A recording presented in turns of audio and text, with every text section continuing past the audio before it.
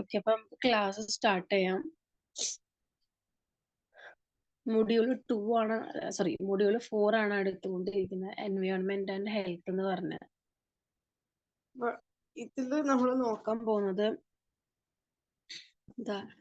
Tropic level in an ecosystem. ഒരു എക്കോസിസ്റ്റത്തിന്റെ tropic level, അത് പ്രത്യേകിച്ചൊന്നുമില്ല, നമ്മുടെ ഈ ഫുഡ് ചെയിൻ പോലെ തന്നെ. അതാണ് ഇവിടെ പറയുന്നത്. എപ്പോഴും ഇതിൽ നിന്നൊരു ക്വസ്റ്റ്യൻ വരാറുണ്ട്, ഫുഡ് ചെയിൻ ഏതെങ്കിലും ഒരെണ്ണം എഴുതാനായിട്ട്, നിങ്ങൾക്ക് ഇഷ്ടമുള്ളത് എഴുതാനായിട്ട്. അപ്പൊ ആദ്യം തന്നെ ഞാൻ ഒരു ഇതാണ് ഇതിന്റെ ഡയഗ്രമാറ്റിക് റെപ്രസെന്റേഷൻ എന്ന് പറയുന്നത്. ഓക്കെ, ആദ്യം തന്നെ പ്രൈമറി പ്രൊഡ്യൂസർ ഉണ്ട്, പ്രൈമറി കൺസ്യൂമർ ഉണ്ട്, സെക്കൻഡറി കൺസ്യൂമർ, ടെറിഷറി കൺസ്യൂമർ, ഇങ്ങനെയാണ് വരുന്നത്. പ്രൈമറി പ്രൊഡ്യൂസറിനെ നമ്മൾ ഫസ്റ്റ് ട്രോഫിക് ലെവൽ എന്ന് പറയും. പ്രൈമറി കൺസ്യൂമറിനെ സെക്കൻഡ് ട്രോഫിക് ലെവൽ, സെക്കൻഡറി കൺസ്യൂമറിനെ തേർഡ് ട്രോഫിക് ലെവൽ, ടെറിഷറി കൺസ്യൂമറിനെ ഫോർത്ത് ട്രോഫിക് ലെവൽ, ഇങ്ങനെയാണ് പറയുക. അതായത് 4 ലെവലുകളാണ് സ്ട്രാറ്റിഫിക്കേഷനിലുള്ളത്. അതിൽ പ്രൈമറി പ്രൊഡ്യൂസർ അല്ലെങ്കിൽ ഫസ്റ്റ് ട്രോഫിക് ലെവലിൽ വരുന്നതാണ് പ്ലാന്റ്സ്. പ്ലാന്റ്സ് ഏതൊക്കെയാ? ഫൈറ്റോ പ്ലാങ്ക്ടൺ, ഗ്രാസ്, ട്രീസ്, ചെടികളുടെ എല്ലാം തന്നെ വരുന്നത് ഈ ഒരു ലെവലിലാണ്. പ്രൈമറി പ്രൊഡ്യൂസർ ആട്ടോ, പ്രൊഡ്യൂസർ അതായത് ഫുഡ് ഉണ്ടാക്കുന്ന ആൾക്കാർ. പ്ലാന്റ്സ് ആണല്ലോ ഫുഡ് ഉണ്ടാക്കുന്നത്. പ്രൈമറി അതായത് ഇവരുടെ ഫുഡ് ഉണ്ടാക്കുന്ന ഫുഡാണ് ഫ്രൂട്ട്സ്, വെജിറ്റബിൾസ്, അങ്ങനെയുള്ളതെല്ലാം. അതൊക്കെ നമ്മൾ കഴിക്കുന്നുണ്ട് അല്ലെ? അതുപോലെ ഇലകള്, ഇത് ബാക്കിയുള്ള മൃഗങ്ങൾ കഴിക്കുന്നുണ്ട്. അതാണ് പ്രൈമറി പ്രൊഡ്യൂസർ എന്ന് പറയുന്നത്. പ്രൈമറി കൺസ്യൂമറിൽ വരുന്നതാണ് ഹെർബിവോഴ്സ്. ഹെർബിവോഴ്സ് എന്ന് പറയുമ്പം ഈ പ്ലാന്റ്സിനെ കഴിക്കുന്നവരാണ് സെക്കൻഡറി ട്രോഫിക് ലെവലിൽ വരുന്നത്. പ്ലാന്റ്സിനെ കഴിച്ച് ജീവിക്കുന്നവരാണ് സൂ പ്ലാങ്ക്ടൻസ്, ഗ്രാസ് വോപ്പർ, കൗ, ഗോട്ട്, പിന്നെ റാബിറ്റ്സ്, അങ്ങനെ എന്ത് വേണമെങ്കിലും വരാം. അതായത് നമ്മുടെ മരങ്ങള്, പുല്ലുകള്, ഇതൊക്കെ കഴിച്ച് ജീവിക്കുന്നവര്.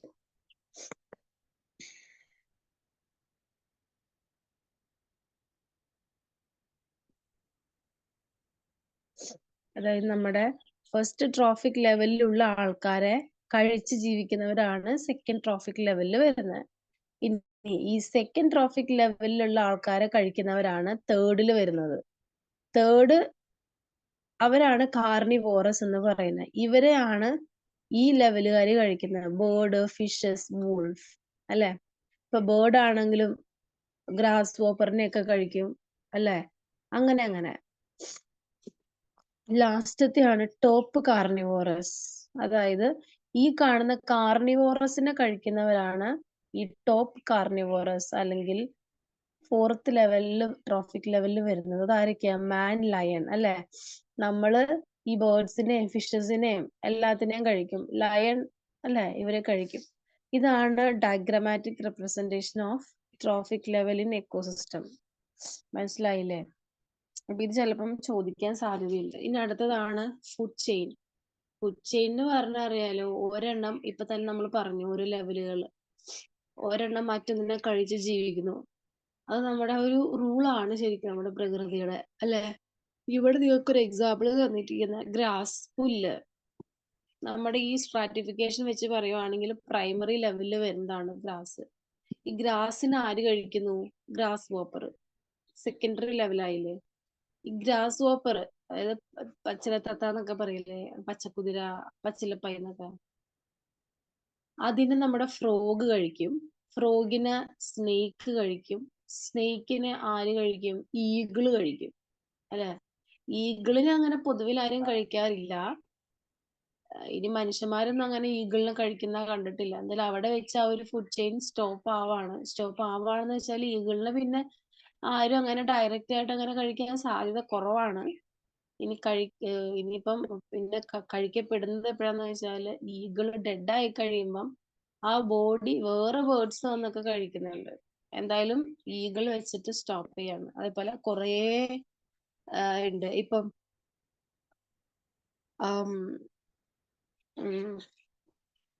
കുളത്തിലുള്ള കുഞ്ഞു കുഞ്ഞു ചെടികള്, ആ ചെടികളെ അതിന്റെ അകത്തുള്ള സൂ പ്ലാങ്ക്ടൻസ് കഴിക്കുക, ചെറിയ ചെറിയ ജീവികള്. ആ ജീവികളെ ഫിഷസ് കഴിക്കുവാണ്, ഫിഷസിനെ കൊക്ക് കഴിക്കുവാണ്. അപ്പൊ നമ്മളോടൊരു ഫുഡ് ചെയിൻ, നിങ്ങൾക്ക് ഇഷ്ടമുള്ള ഒരു ഫുഡ് ചെയിൻ എഴുതാൻ പറഞ്ഞാൽ ഇങ്ങനെയാണ് എഴുതേണ്ടത്. ഇവിടെ കണ്ടോ, ഗ്രാസ് വോപ്പർ, ഫ്രോഗ്, സ്നേക്ക്, ഈഗിൾ എന്നൊക്കെ പറഞ്ഞു. അപ്പം ഈ ഒരു ഫോർമാറ്റിലാണ് എഴുതേണ്ടത്. പിന്നെ ഓരോ എക്കോസിസ്റ്റത്തിലും ഒരു ഫുഡ് ചെയിൻ വെച്ച് കൊടുത്തിട്ടുണ്ട്. ഗ്രാസ് എക്കോസിസ്റ്റം ആണെങ്കിൽ പുല്ലിന് റാബിറ്റിന് സ്നേക്കിന് ഈഗിള്. അതേപോലെ ഇതിപ്പോ ഞാൻ പറഞ്ഞു. ഫോറസ്റ്റിലാണെങ്കിൽ മരത്തിന് മാൻ കഴിക്കും, മാനിന്, ഡീറിന് നമ്മുടെ ഈ ടൈഗർ കഴിക്കും. ടൈഗറോ ലയണോ എന്തുവേണേലും ആവാം. അത്രയേ ഉള്ളൂ. ഇപ്പം പ്രൊഡ്യൂസർ എന്ന് പറഞ്ഞാല് പ്ലാന്റ്സ് ആണ്. അവരാണ് ഫുഡ് ഉണ്ടാക്കുന്ന ആൾക്കാര്. ഓക്കെ. പിന്നെ പ്രൈമറി കൺസ്യൂമർ അല്ലെങ്കിൽ ഹെർബിവോറസ് എന്ന് വെച്ചാല് ഈ പറഞ്ഞ പ്ലാന്റ്സിനെ കഴിച്ച് ജീവിക്കുന്നവര്. സെക്കൻഡറി കൺസ്യൂമർ അല്ലെങ്കിൽ കാർണിവോറസ് എന്ന് പറയുന്നത് ഈ ഹെർബിവോറസിനെ കഴിച്ച് ജീവിക്കുന്നവര്. ലാസ്റ്റ് ഒരു ഡീകമ്പോസേഴ്സ് വരുന്നുണ്ട്. ഇവരെല്ലാവരും ചത്തു കഴിയുമ്പം അതിനെ കഴിക്കുന്നവരാണ് ഡീകമ്പോസേഴ്സ് അല്ലെ. പ്ലാന്റ്സോ ആനിമൽസ് എന്ത് വേണേലും ആയിക്കോട്ടെ, നമ്മളെല്ലാം ഡെഡ് ആയി കഴിയുമ്പം അതിനെ ആര് കഴിക്കും? ബാക്ടീരിയകൾ കഴിക്കും. ഇതിന്റെ അടുത്ത് കുറച്ച് ടേംസ് ഉണ്ട്. Scavengers, omnivorous, parasite. സ്കാവഞ്ചേഴ്സ് എന്ന് പറഞ്ഞാല് ഡെഡ് ആയിട്ടുള്ള പ്ലാന്റ്സ്, ഡെഡ് ആയിട്ടുള്ള ആനിമൽസ്, ഇതിനെയൊക്കെ കഴിക്കുന്നവരാണ് സ്കാവഞ്ചേഴ്സ് എന്ന് പറയുന്നത്. മനസ്സിലായില്ലേ? ഇപ്പൊ നമ്മളൊക്കെ ഡെഡ് ആയി കഴിഞ്ഞാൽ ഒരുപാട് ബാക്ടീരിയകളൊക്കെ വന്ന് നമ്മളെ കഴിക്കും അല്ല. അതൊക്കെയാണ് സ്കാവഞ്ചേഴ്സിൽ വരുന്നത്. പിന്നെ ടെർമൈറ്റ് ഇവിടെ ഒരു എക്സാമ്പിൾ ആയിട്ട് കൊടുക്കുന്നുണ്ട്. പിന്നെയുള്ളത് ഓംനിവോറസ് ആണ്. ഓംനിവോറസ് എന്ന് പറഞ്ഞാല് പ്ലാന്റ്സും കഴിക്കും, ആനിമൽസും കഴിക്കും. ഓക്കെ. Example human beings. നമ്മള് മനുഷ്യര് നോർമൽ കേസസിൽ എങ്ങനെയാ വെജിറ്റേറിയൻസിനെ മാറ്റി നിർത്തുക, കാരണം അത് ഒരുപാട് ആൾക്കാരൊന്നും വരുന്നില്ലല്ലോ. നമ്മൾ കോമൺ മനുഷ്യൻ എന്ന് പറയുമ്പം വെജും കഴിക്കും, നോൺ വെജും കഴിക്കും അല്ലെ. പ്ലാന്റ്സിനെയും കഴിക്കും, പച്ചക്കറിയും കഴിക്കും, അല്ലാത്തതും കഴിക്കും. അതാണ് ഓംനിവോറസ്. ഇനി അടുത്താണ് പാരസൈറ്റ്. പാരസൈറ്റ് എന്ന് പറഞ്ഞാൽ പലതവണ നമ്മൾ പറഞ്ഞിട്ടുള്ളതാണ്. ഒരു ഹോസ്റ്റ് ബോഡി ഉണ്ടാവും. ഹോസ്റ്റ് എന്ന് പറയുന്നത് അത് എവിടെയാണോ ചെന്നിരിക്കുന്നത് അതാണ് അതിന്റെ ഹോസ്റ്റ്. എന്റെ ബോഡിയിൽ വന്നിരിക്കുകയാണെങ്കിൽ ഞാനാണ് ഹോസ്റ്റ്. എന്നിട്ട് എന്ത് ചെയ്യും? എവിടെയാണോ പോയിരിക്കുന്നത് അതാണ് പിന്നെ അതിന്റെ വീട്. അതിന്റെ ബോഡിയിലുള്ള അതിന്റെ നീരും എല്ലാം തന്നെ വലിച്ചെടുക്കും. പാരസൈറ്റ് ഒന്നും ചെയ്യില്ല. ഹോസ്റ്റിന്റെ ബോഡിയിലുള്ള എല്ലാം വലിച്ചെടുത്ത് സുഖമായിട്ട് ജീവിക്കും. ഇവർക്ക് ഫുഡും ഷെൽട്ടറും എല്ലാം മരത്തിൽ തന്നെ, പ്രത്യേകിച്ച് ജോലിയൊന്നും എടുക്കണ്ട. ഇനി അടുത്താണ് ഫുഡ് വെബ്. ഫുഡ് വെബ് എന്ന് പറഞ്ഞാൽ ഒരുപാട് ഫുഡ് ചെയിനുകൾ കൂടി ചേർന്നിട്ടുള്ളതാണ് ഒരു ഫുഡ് വെബ് എന്ന് പറയുന്നത്. അതായത് ഫുഡ് ചെയിൻ നമ്മൾ ഇങ്ങനെയല്ല എഴുതുക, ഒറ്റ ഒരെണ്ണേ ഉള്ളൂ അല്ലെ. ഗ്രാസിന് ഗ്രാസ് ഹോപ്പർ കഴിക്കുന്നു, അതിന് ഫ്രോഗ്, പിന്നെ അതിന് സ്നേക്ക്, അതിന് ഈഗിള്, അത്രേ പറഞ്ഞുള്ളൂ. പക്ഷെ ഫുഡ് ചെയിൻ എന്ന് പറയുമ്പം ഒരുപാട് ഫുഡ് വെബുകളുടെ ഒരു കണക്ട് ചെയ്തിട്ടുള്ള ഒരു സംഭവമാണ് നമ്മൾ ഫുഡ് വെബ് എന്ന് പറയുന്നത്. ഇപ്പൊ നോക്കിയേ, ഫൈറ്റോ പ്ലാങ്ക്ടൺ, സോളാർ റേഡിയേഷൻ കൊടുത്തിട്ടുണ്ട്. അത് ഏതിലും കുഴപ്പമില്ല, സൂര്യപ്രകാശത്തിനെ റെപ്രസെന്റ് ചെയ്യുന്നതാണ്. ഇവിടെ നോക്കിയേ, ഫൈറ്റോ പ്ലാങ്ക്ടൺ. കുളത്തിലൊക്കെ ഉള്ള ഈ ഫൈറ്റോ സൂ എന്നൊക്കെ പറയുമ്പം നിങ്ങൾ ഓർത്ത് വെക്കേണ്ടതാണ്. ഫൈറ്റോ എന്ന് പറഞ്ഞാല് വെള്ളത്തിലുള്ള ചെടികള്, സൂ എന്ന് വെച്ചാൽ അതിലുള്ള കുഞ്ഞു കുഞ്ഞു ജീവികൾ, മീനല്ല അല്ലാണ്ടുള്ള ജീവികൾ. ഈ ഫൈറ്റോ പ്ലാങ്ക്ടൻസിന് നമ്മുടെ ഫുഡ് വെബ് വെച്ചിട്ട് നമ്മൾ എഴുതുവാണെങ്കിൽ ഒറ്റ ഉണ്ടാവുള്ളൂ അല്ലെ. ഫൈറ്റോ പ്ലാങ്ക്ടൻ, സൂ പ്ലാങ്ക്ടൻ, സൺഫിഷ്, ബാസ്, മാൻ, ഇത്ര ഉണ്ടാവുള്ളൂ അല്ലെ. അതായത് ഒരു ഫുഡ് വെബ് എടുത്തു കഴിഞ്ഞാൽ നമുക്ക് അതിൽ നിന്ന് കുറെ ഫുഡ് ചെയിൻ കണ്ടുപിടിക്കാം. ഇപ്പൊ ഇവിടെ കണ്ടില്ലേ, ഇപ്പൊ ഞാൻ പറഞ്ഞു. അടുത്തത് phytoplankton, blood worm, sunfish, bass, man രണ്ടാമത്തെ.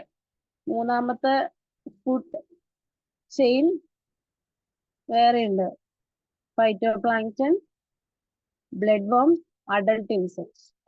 മനസ്സിലായില്ലേ? അങ്ങനെ കുറെ കിട്ടും. അപ്പൊ ഒരു വെബ് എന്ന് പറയുന്നത് it is interconnected food chain. Food chain ആണ് നേരത്തെ കാണിച്ചത്. ഓക്കെ, അതേപോലെ ചോദിക്കാറുണ്ട് നിങ്ങൾക്ക്. ഇപ്പം നമുക്ക് വേണമെങ്കിൽ ഇവിടെ എഴുതാം, ഇത് വെച്ചിട്ട് എഴുതാം അല്ലെ. Grass hopper, frog, snake, eagle. ഇവിടെ വേണമെങ്കിൽ ഗ്രാസിനെ ഗ്രാസ് ഹോപ്പർ മാത്രമല്ലല്ലോ കഴിക്കുന്നത്.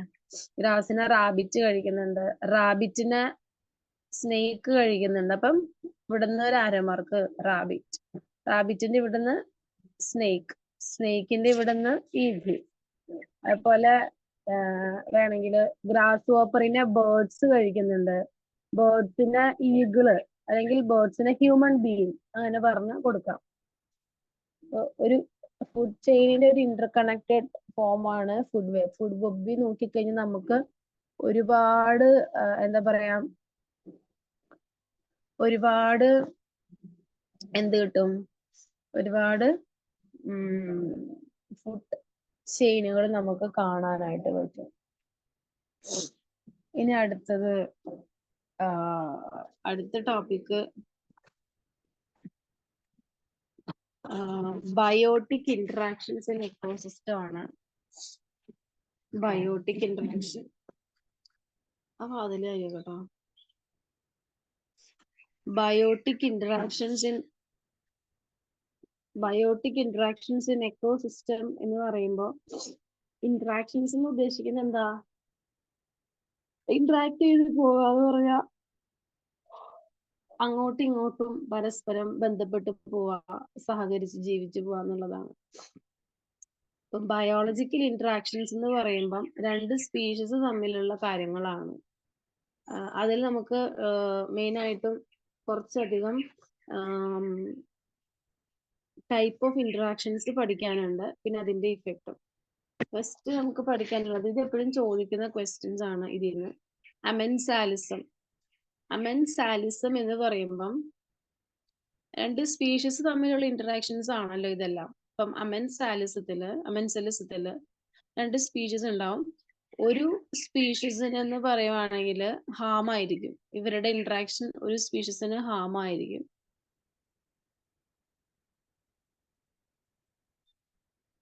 മറ്റേ സ്പീഷീസിന് ഒരു കുഴപ്പവും ഉണ്ടാവില്ല.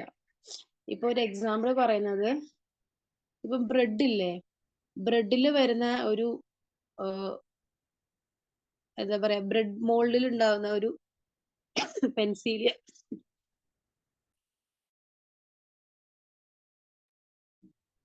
പെൻസീലിയം ഒരു ആന്റിബയോട്ടിക്കിനെ പ്രൊഡ്യൂസ് ചെയ്യുന്നുണ്ട്.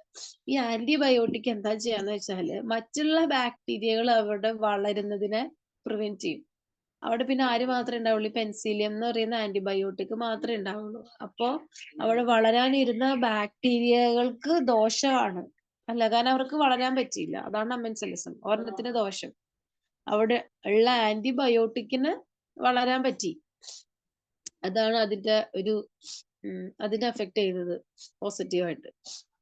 രണ്ടാമത്തെയാണ് പ്രഡേഷൻ എന്ന് പറഞ്ഞാൽ ഇര പിടിക്കുക. അതായത് ഒരാൾക്ക് ഗുണവും മറ്റൊരാൾക്ക് ദോഷമാണ് ശരിക്കും വരുന്നത്, അല്ലെ?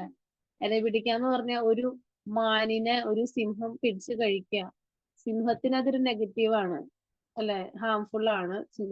മാനിനത് എന്താ പറയാ, നെഗറ്റീവാണ്. സിംഹത്തിന് അതൊരു പോസിറ്റീവാണ്. അപ്പോ പ്രഡേഷനിൽ ഒരെണ്ണത്തിന് ഹാംഫുള്ളും മാനിന് ഹാംഫുള്ളും വേറെ ഒരെണ്ണത്തിന് ബെനിഫിഷ്യലുമാണ്, അതായത് സിംഹത്തിന് ബെനിഫിഷ്യലുമാണ് വരുന്നത്. ഇനി അടുത്താണ് പാരസൈറ്റിസം ഇപ്പം ജസ്റ്റ് പറഞ്ഞു കഴിഞ്ഞുള്ളൂ. അതിനെ കസ്ക്യൂട്ട മാവില് വളരുന്ന കസ്ക്യൂട്ട, അല്ലെങ്കിൽ അതാണ് എക്സാമ്പിൾ ആയിട്ട് പറയുന്നത്. ഇനി അടുത്തതാണ് കോമ്പറ്റീഷൻ എന്ന് പറഞ്ഞാല് രണ്ട് സ്പീഷീസ് തമ്മിലുള്ള ഒരു മത്സരമാണ്. അതിനാണ് ഈ കോമ്പറ്റീഷൻ. പേരിന്ന് തന്നെ ഉണ്ടല്ലോ. കോമ്പറ്റീഷൻ എന്തിനു വേണമെങ്കിലും ആകാം. ഇപ്പം ഒരു മരത്തില് ഒരു കൂടുണ്ട്, ഒരു പൊത്തുണ്ട്. ആ പൊത്തിന് വേണ്ടി ചിലപ്പം ഒരു അണ്ണാനും ചിലപ്പോ ഏതെങ്കിലും ബേർഡ്സും തമ്മിൽ ഫൈറ്റ് ചെയ്യും, അല്ലെ? അല്ലെങ്കിൽ ഒരു പഴം കിടക്കുക, ആ പഴത്തിന് വേണ്ടിയിട്ട് രണ്ട് പക്ഷികൾ തമ്മിൽ ഫൈറ്റ് ചെയ്യാണ്. അതാണ് കോമ്പറ്റീഷൻ. ഫുഡിന് വേണ്ടിയോ ഷെൽട്ടറിന് വേണ്ടിയോ വാട്ടറിന് വേണ്ടിയിട്ടോ ഒക്കെ രണ്ട് സ്പീഷീസുകൾ ഫൈറ്റ് ചെയ്യുന്നതാണ് മത്സരിക്കുകയാണ്. ഒരാൾ ജയിക്കും അല്ലെ, ജയിക്കുന്ന ആൾക്ക് ആ പഴം കിട്ടും അല്ലെങ്കിൽ ആ കൂട് കിട്ടും. ഈ കോമ്പറ്റീഷൻ തന്നെ രണ്ട് ടൈപ്പിലുണ്ട്, ഇന്റർ സ്പെസിഫിക്കും ഇൻട്രാ സ്പെസിഫിക്കും. ഇന്റർ സ്പെസിഫിക് എന്ന് പറയുമ്പം രണ്ട് സ്പീഷീസ് ഉണ്ടാവും, പക്ഷെ രണ്ട് സ്പീഷീസും ഡിഫറെന്റ് ആയിട്ടുള്ള ആൾക്കാരായിരിക്കും. അതായത് ഇപ്പൊ ഒന്ന് വുഡ് പെക്കർ, അതൊരു ബേർഡ് ആണ്. പിന്നെ ഒന്ന് സ്ക്വിരല്, സ്ക്വിരൽ ഒരു അനിമൽ ആണ് അല്ലെ. ഇവര് വേണമെങ്കിൽ ഒരു മരത്തിലെ പൊത്തിന് വേണ്ടിയിട്ട് ഇവര് ഫൈറ്റ് ചെയ്യാം. അപ്പൊ നോക്കിയേ, രണ്ട് ഡിഫറെന്റ് ആയിട്ടുള്ള ആൾക്കാരാ. ഒന്ന് ഒരു പക്ഷിയും ഒന്നൊരു അനിമലും ആണ് ഫൈറ്റ് ചെയ്യുന്നത് ഒരു കൂടിന് വേണ്ടി, അല്ലെങ്കിൽ ഫുഡോ വാട്ടറോ എന്താണെങ്കിലും. അതാണ് ഇന്റർ സ്പെസിഫിക്. ഇൻട്രാ സ്പെസിഫിക് എന്ന് പറയുമ്പം സെയിം സ്പീഷീസുകൾ തമ്മിൽ കോമ്പറ്റ് ചെയ്യാം. അതായത് ഇപ്പൊ രണ്ട് മാനുകള്, ഇവർ രണ്ടുപേരും ഒരേ സ്പീഷീസ് ആണല്ലോ, മാൻ. രണ്ട് മാനുകള് വേറൊരു മാനിന് വേണ്ടിയിട്ട് ഫൈറ്റ് ചെയ്യാം. അതായത് ഇപ്പൊ രണ്ട് ആൺമാനുകള് ഒരു പെൺമാനിന് വേണ്ടി ഫൈറ്റ് ചെയ്യാം. ഓക്കെ, അപ്പം ഇന്റർ സ്പെസിഫിക്കില് നമ്മൾ രണ്ട് ഡിഫറെന്റ് സ്പീഷീസിനെയാ കണ്ടേ. ഒന്ന് പക്ഷിയും ഒന്നൊരു അനിമലും ആയിരുന്നു. ഇൻട്രാ എന്ന് പറയുമ്പോൾ രണ്ട് സെയിം ആയിട്ടുള്ള ആൾക്കാരാണ്. രണ്ട് മാനാണ് വരുന്നത്, രണ്ടും സെയിം സ്പീഷീസാ. ഇനി അടുത്താണ് കമൻസാലിസം. കമൻസാലിസം എന്ന് പറയുമ്പം ഒരു സ്പീഷീസിന് ഗുണം മാത്രമേ ഉള്ളൂ, മറ്റേ സ്പീഷീസിന് ഗുണവും ഇല്ല ദോഷവും ഇല്ല. ഒരു എക്സാമ്പിള്, ഇപ്പൊ ഈ മാങ്ങ, ഒരു മാവ്, ആ മാവില് നമ്മൾ ഓർക്കിഡ് വളർത്തുവാണ്. അപ്പൊ ഈ ഓർക്കിഡ് ആ മാവിന്റെ മുകളിൽ വളരുന്നത് കൊണ്ട് മാവിന് ഒരു ഗുണവും ഇല്ല, ഒരു ദോഷവും ഇല്ല, ഒന്നുമില്ല. പക്ഷെ ഓർക്കിഡിന്റെ ഗുണം മാത്രമേ ഉള്ളൂ, അതിനൊരു ഷെൽട്ടർ കിട്ടി അല്ലെ. കാരണം ഓർക്കിഡിന് ഒരു സപ്പോർട്ട് വേണം എപ്പോഴും. അതിന് ഏതെങ്കിലും മരത്തിന്മേൽ കൂടെ പടർന്നു കയറാനേ അറിയുള്ളൂ.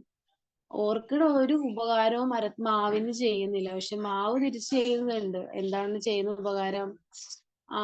ഓർക്കിഡിന് ജീവിക്കാനായിട്ടുള്ള ഒരു സ്ഥലം കൊടുക്കാണ്. അതുകൊണ്ടാണ് കമൻസാലിസത്തിൽ പറയുന്നത് ഒരു സ്പീഷീസിന്റെ ഗുണവും മറ്റേ സ്പീഷീസിന്റെ ഗുണവും ഇല്ല ദോഷവും ഇല്ല എന്ന് പറയുന്നത്. അടുത്തതാണ് മ്യൂച്വലിസം. മ്യൂച്വലിസം എന്ന് പറയുമ്പം രണ്ടു പേർക്കും അങ്ങോട്ടും ഇങ്ങോട്ടും ഗുണമുണ്ട്.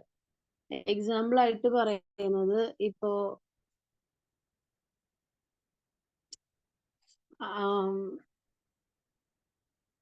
സിംബയോസിസ് ആണ് പറയുന്നത്. ആൽഗയും ഫംഗസും തമ്മിലുള്ള റിലേഷൻഷിപ്പ്.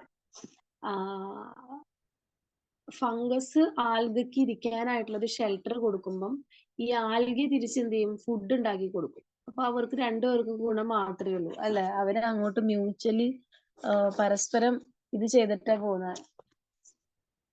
ഇനി അടുത്തതാണ് ബയോംസ് എന്ന് പറയുന്നത്. ബയോംസ് എന്ന് പറയുമ്പോൾ നമ്മുടെ ഈ ഭൂമിയിലുള്ള ഭൂമിയിലുള്ള എന്ത് കാര്യങ്ങള്, ഭൂമിയിലുള്ള ഓരോരോ നാച്ചുറൽ ആയിട്ടുള്ള ഏരിയാസ്, ഇപ്പം ഫോറസ്റ്റ്, പോണ്ട്, ലേക്ക്, ഇതെല്ലാം നാച്ചുറൽ ആയിട്ട് ഉണ്ടായേക്കുന്ന, നമ്മൾ ഉണ്ടാക്കിയെടുത്തേക്കുന്നല്ല. അതാണ് ബയോംസ്. അപ്പൊ ബയോംസിനെ രണ്ടായിട്ട് ഡിവൈഡ് ചെയ്യാം, ടെറസ്ട്രിയൽ എന്നും അക്വാട്ടിക് എന്നും. ഇതൊക്കെ ക്വസ്റ്റ്യൻ, ഇത് എപ്പോഴും എസ്സേക്ക് വരാറുള്ളതാണ് ബയോംസ്. അപ്പോ ടെറസ്ട്രിയൽ ബയോംസിൽ മെയിൻ ആയിട്ടും വരുന്നത് ലാൻഡ് ഏരിയയിൽ കാണുന്നത് ഇപ്പം tundra, forest, desert, grassland, ഇതെല്ലാം തന്നെ ലാൻഡ് ഏരിയയിൽ കാണപ്പെടുന്ന ബയോമുകളാണ് അല്ലെ. അക്വാട്ടിക് ബയോം എന്ന് പറയുമ്പോൾ വെള്ളമായിട്ട് റിലേറ്റ് ചെയ്തത് കടല്, കുളം, പുഴ, തോട് എന്നൊക്കെ പറഞ്ഞു. അപ്പൊ ആദ്യം നമുക്ക് ടെറസ്ട്രിയൽ ബയോംസിനെ കുറിച്ച് ഡിസ്കസ് ചെയ്യാം. ടെറസ്ട്രിയൽ ബയോംസ് എന്ന് പറയുമ്പോൾ ഫസ്റ്റ് ഫോറസ്റ്റ് ആണ്. ഫോറസ്റ്റ് എന്ന് പറഞ്ഞാൽ നമുക്കറിയാലോ, കുറേ മരങ്ങള് കൂടിച്ചേർന്നിട്ടുള്ള കാടെന്ന് പറയുമ്പം മരങ്ങൾ ഒരുപാട് കട്ട പിടിച്ച് വളരുന്ന കുഞ്ഞു ചെടികളും പുല്ലുകളും മുതൽ വലിയ മരങ്ങൾ വരെയുള്ള ഇതാണ് ഫോറസ്റ്റ് എന്ന് പറയുന്നത്. ഓക്കെ, ഈ ഫോറസ്റ്റിനെ തന്നെ വീണ്ടും ഡിവൈഡ് ചെയ്തിട്ടുണ്ട്. Tropical rain forest, temperate deciduous forest, boreal or north coniferous forest. Okay, അപ്പൊ എന്തായിരുന്നു? ബയോമ് രണ്ട് ടൈപ്പ് ആണുള്ളത്, ടെറസ്ട്രിയലും അക്വാട്ടിക്കും. ടെറസ്ട്രിയൽ എന്ന് പറയുമ്പോൾ ലാൻഡ് ഏരിയയിൽ കാണുന്നത് like tundra, forest, desert, grassland. Aquatic എന്ന് പറയുമ്പോൾ വാട്ടർ ആയിട്ട് റിലേറ്റ് ചെയ്തിട്ടുള്ള എല്ലാം തന്നെ. അപ്പം ഫോറസ്റ്റ് ആണ് നമ്മൾ ഫസ്റ്റ് ടെറസ്ട്രിയൽ ബയോം പറഞ്ഞുകൊണ്ടിരുന്നത്. അതിൽ ഫസ്റ്റ് വരുന്നതാണ് ഫോറസ്റ്റ്. ഫോറസ്റ്റ് തന്നെ പല ടൈപ്പ് ഉണ്ടെന്ന് പറഞ്ഞു. അതിൽ തന്നെ ഫസ്റ്റ് ആണ് ട്രോപ്പിക്കൽ റെയിൻ ഫോറസ്റ്റ്. ഈ tropical rain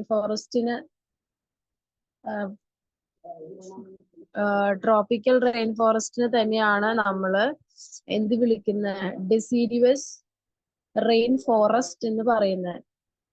sorry, tropical rain forest തന്നെയാണ് എവർഗ്രീൻ ഫോറസ്റ്റ് എന്ന് പറയുന്നത്. ഇവിടെ എന്ന് പറഞ്ഞാല് എപ്പോഴും ഭയങ്കര മഴ കിട്ടും അല്ലെ. മഴ കിട്ടുമ്പോ തന്നെ ചെടികളൊന്നും ഉണങ്ങൂലോ, ഉണങ്ങി വരളോ ഒന്നുമില്ല. അതുകൊണ്ടാണ് നമ്മളതിന് എവർഗ്രീൻ, എപ്പോഴും ഗ്രീനറി ആയിരിക്കും അവിടെ, എപ്പോഴും മഴ പെയ്യുന്നു. ഇത് കോമൺ ആയിട്ട് കാണപ്പെടുന്ന areas western coast of India, north eastern Himalaya, ഇതാണ് മെയിൻ ആയിട്ടും ഇവർ വ്യാപിച്ചു കിടക്കുന്നത്. അതുകൂടാതെ കുറച്ച് ഭാഗങ്ങള് south east Asia, west Africa, north cost of south America, ഇത്രയും ഭാഗങ്ങളുണ്ട്. ഇത് പഠിക്കണം, കാരണം ഇത് എസ് എയിലാണ് ചോദിക്കാറുള്ളത്. ഇനി ഇതിന്റെ കുറച്ച് ക്യാരക്ടേഴ്സ് പറയുവാണെങ്കിൽ, ഇവിടുത്തെ ലൈറ്റിന്റെ ഡെൻസിറ്റി ഭയങ്കര ഹൈ ആയിരിക്കും. പിന്നെ ഒരു വർഷം 200 സെന്റിമീറ്ററിനെക്കാട്ടിലും കൂടുതൽ മഴ ലഭിക്കും. അതുകൊണ്ട് തന്നെ ഇവിടുത്തെ മണ്ണ് വളരെ ഹ്യൂമസ് റിച്ച് ആണ്. അതായത് ചെടി വളരാൻ പറ്റിയ മണ്ണാണ് അവിടെ ഉള്ളത്. പിന്നെ ഈ ഒരു ഭാഗത്ത് ഒരുപാട് എന്താ പറയാ, ഒരുപാട് ഇത് കാണപ്പെടുന്നുണ്ട്. നമ്മുടെ അനിമലും എല്ലാം കാണപ്പെടുന്നുണ്ട്. ഇവിടെ കാണപ്പെടുന്ന കുറെ അനിമൽസിന്റെ പേര് പറഞ്ഞിട്ടുണ്ട്. സ്നെയില്, സെന്റിപീഡ് മില്ലിപീഡ് എന്നൊക്കെ പറയുന്ന അട്ടയില്ലേ, അതിന്റെ പല സ്പീഷീസുകളാ. പിന്നെ റാക്കോഫോറസ് മലബാറിക്കസ് എന്ന് പറയുന്നത് ഫ്ലൈയിങ് ഫ്രോഗ് ആണ്. പിന്നെ അക്വാട്ടിക് റെപ്റ്റൈൽസ്, കെമിലിയോൺ, ഇതൊക്കെയാണ് വരുന്നത്. പിന്നെ മങ്കി, സ്ലോത്ത്, ടീൻഡാറ്റർ, അങ്ങനെ കുറെ പറഞ്ഞിട്ടുണ്ട്. നിങ്ങൾക്ക് എത്ര പഠിക്കാൻ പറ്റും എന്ന് പറഞ്ഞാൽ അതനുസരിച്ച് അത് പഠിക്കാം. ഇനി അടുത്ത ടൈപ്പ് ഫോറസ്റ്റ് ആണ് temperate deciduous forest. Temperate deciduous forest എന്ന് പറയുമ്പം ഓട്ട്മൻ സമയത്ത് ഇല പൊഴിക്കും, സ്പ്രിംഗ് സീസണിൽ എന്താ പറയാ ഒരുപാട് പൂക്കുകയും കായ്ക്കുകയൊക്കെ ചെയ്യുന്ന ഒരു സംഭവമാണ്. ഇത് മെയിൻ ആയിട്ടുള്ളത് Korea, north China, Japan, Russia, Australia. നിങ്ങൾ ഇപ്പൊ നമ്മൾ കണ്ടിട്ടുണ്ടാവും അല്ലെ, നല്ല ഭംഗിയുള്ള ഇലകളൊക്കെ ഇങ്ങനെ വീണ് കിടക്കുന്ന ഓട്ട്മൻ സമയത്ത്. ഇവ നമ്മൾ ചില ബുക്കുകളുടെ ഒക്കെ പുറകിൽ കണ്ടിട്ടില്ലേ, ഫ്രണ്ടില്, അത് ഈ ഡെസിഡിയസ് ഫോറസ്റ്റുകൾക്ക് ഉദാഹരണമാണ്. ഇവിടുത്തെ ക്ലൈമറ്റ് എന്ന് പറയുമ്പം ഒരു വർഷം കിട്ടുന്നത് 175 to 150 സെന്റിമീറ്റർ മഴ മാത്രമാണ്. പിന്നെ ഇവിടുത്തെ വിന്റർ സീസൺ ഏകദേശം 4 to 6 മാസം വരെ ഉണ്ടാവും. ടെമ്പറേച്ചർ വരുന്നത് 10 to 20 ഡിഗ്രി സെന്റിഗ്രേഡ് ആണ്. ഇവിടുത്തെ സോയിൽ ബ്രൗൺ ആണ്, ഒരുപാട് ന്യൂട്രിയൻസ് ഒക്കെ ഉള്ള ഒരു സോയിലാണ് ഇവിടുത്തെ. പിന്നെ ഇവിടുത്തെ ഫ്ലോറ ആൻഡ് ഫോണ. ഫ്ലോറ എന്ന് ഉദ്ദേശിക്കുന്നത് ചെടി, പലതരത്തിലുള്ള ചെടികളും. ഫോണ എന്ന് പറയുന്നത് അനിമൽസും ആയിട്ട് ബന്ധപ്പെട്ടതുമാണ്. ഇവിടെ കുറെ കാണുന്നുണ്ട്, കുറച്ച് ഞാൻ വായിച്ചു തരാം. നിങ്ങൾക്ക് ഏത് എളുപ്പം എന്ന് വെച്ചാൽ എടുക്കുക. ഫോക്സ് കുറെ കൊടുത്തിട്ടുണ്ട്. വോൾവ്സ്, പിന്നെ എന്താണ് കോമൺ കാർണിവോറസ്, ബ്ലാക്ക് ബിയർ, റാക്കൂൺസ്, സ്കങ്സ്, അങ്ങനെയുള്ളവരാണ് ഫോണ എന്ന് പറഞ്ഞ അനിമൽസ്. ഫ്ലോറ നോക്കാം, പ്ലാന്റ്സ്. സിപ്രസ്, ഓക്ക്, ചെസ്നട്ട്, ഇതൊക്കെയാണ് കോമൺ ആയിട്ട് വരുന്നത്. ഇനി കുറെ കൊടുത്തിട്ടുണ്ട്. ഇനി മൂന്നാമത്തെ ടൈപ്പ് ആണ് കോണിഫറസ് ഫോറസ്റ്റ്. ഈ കോണിഫറസ് ഫോറസ്റ്റ് അല്ലെങ്കിൽ ബോറിയൽ ഫോറസ്റ്റിനെ തന്നെ നമ്മൾ വേറൊരു പേരിൽ വിളിക്കും, ടൈഗ ഫോറസ്റ്റ്. ഇത് കോമൺ ആയിട്ട് വ്യാപിച്ചു കിടക്കുന്നത് നോർത്തേൺ അമേരിക്ക, നോർത്ത് യുറേഷ്യ, ഇവിടെയൊക്കെയാണ്. അതുപോലെ ഹിമാലയത്തിലും ഉണ്ട്. ക്ലൈമറ്റ് വളരെ തണുത്ത ക്ലൈമറ്റ് ആയിരിക്കും.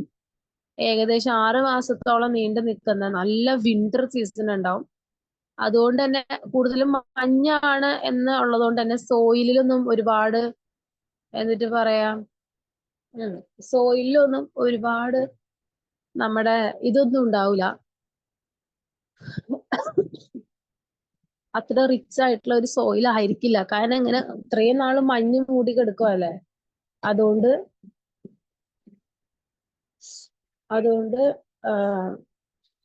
അത്ര ന്യൂട്രിയൻ റിച്ച് ആയിട്ടുള്ള ഒരു സോയിൽ ആയില്ല. അതായത് കൃഷിയൊന്നും അങ്ങനെ കാര്യമായിട്ട് പറ്റൂല, തണുത്തിരിക്കുന്ന മണ്ണല്ലേ. പിന്നെ ഇവിടുത്തെ കുറെ ഫ്ലോറ ആൻഡ് ഫോണ പറയുന്നുണ്ട്.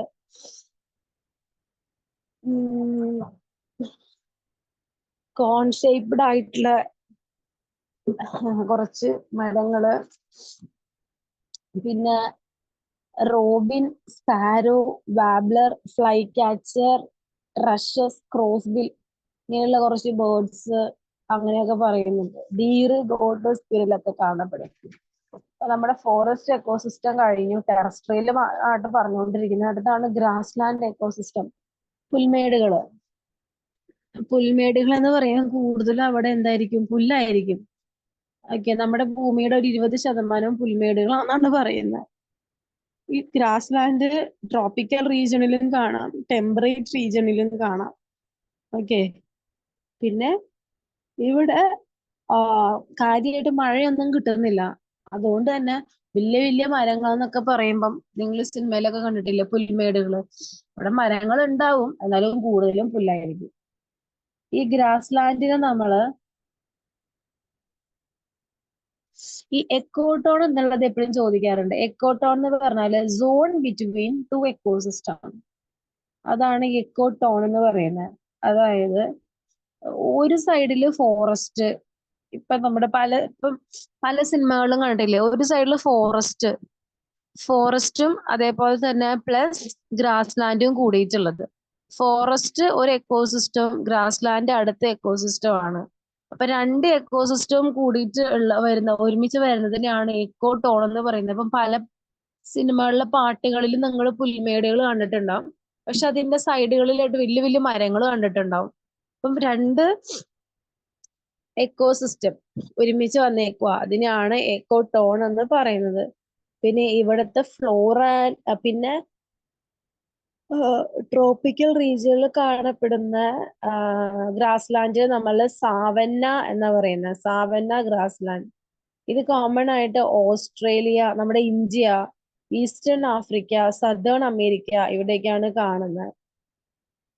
പിന്നെ ഇവിടെ കോമൺ ആയിട്ട് കാണപ്പെടുന്നത് zebra, bison,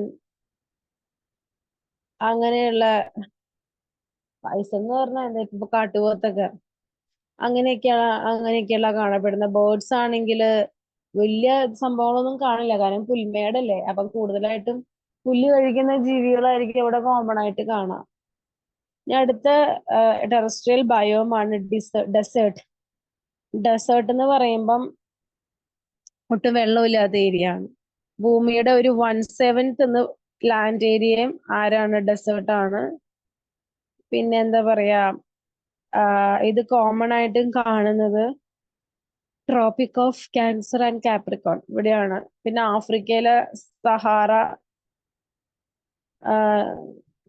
Sahara desert of Africa ആണ് ഏറ്റവും ലാർജസ്റ്റ് ആയിട്ടുള്ള ഡെസേർട്ട് എന്ന് പറയുന്നത്. ഇവിടുത്തെ ക്ലൈമറ്റ് എന്ന് പറയുമ്പോൾ മഴ ഒട്ടും ഇല്ലാത്ത ഒരു ഭാഗമാണ്. ഒരു വർഷം ആകെ കിട്ടുന്നത് 25 സെന്റിമീറ്ററിനും താഴെ മഴയാണ്. പിന്നെ നല്ല കാറ്റുണ്ടാവും. ഇവിടെ കോമൺ ആയിട്ടും കാണപ്പെടുന്ന ഫ്ലോറ ഫോണ ചോദിക്കുകയാണെങ്കിൽ കാക്ടസ് ആണ് ഫ്ലോറ, അക്വേഷ്യ, യൂഫോർബിയ. വെള്ളമൊന്നും അധികം വേണ്ടാത്തതാണ് ഇവിടെ വരുന്നത്. ഫോണ നോക്കുവാണെങ്കിൽ കങ്കാരു കാണാം, സ്നേക്ക് കാണാം, റാബിറ്റ്സ്, ക്യാമൽ, ഇതെല്ലാം തന്നെ കാണും. ലാസ്റ്റ് ആണ് തുന്ദ്ര. തുന്ദ്ര എന്ന് പറഞ്ഞാൽ അതിന്റെ അർത്ഥം ബെയ്റൻ ലാൻഡ് എന്നാണ്. ഓക്കെ, ഇത് മെയിൻ ആയിട്ടും രണ്ട് തരത്തിലുണ്ട്, ആർട്ടിക് തുന്ദ്രയും ആൽപൈൻ തുന്ദ്രയും. ആർട്ടിക് തുന്ദ്ര എന്ന് പറയുമ്പം അതായത് ഐസ് ആണ് മെയിൻ ആയിട്ടും വരുന്നത്. ഇത് കാനഡ, യൂറോപ്യൻ റഷ്യ, സൈബീരിയ ഇങ്ങനെയുള്ള ഭാഗങ്ങളിൽ കാണുന്നു. ആൽപൈൻ തുന്ദ്ര എന്ന് പറയുമ്പം വലിയ വലിയ മൗണ്ടെയിനുകളുടെ മുകളില് മഞ്ഞ് മൂടി കിടക്കണ്ടാവും.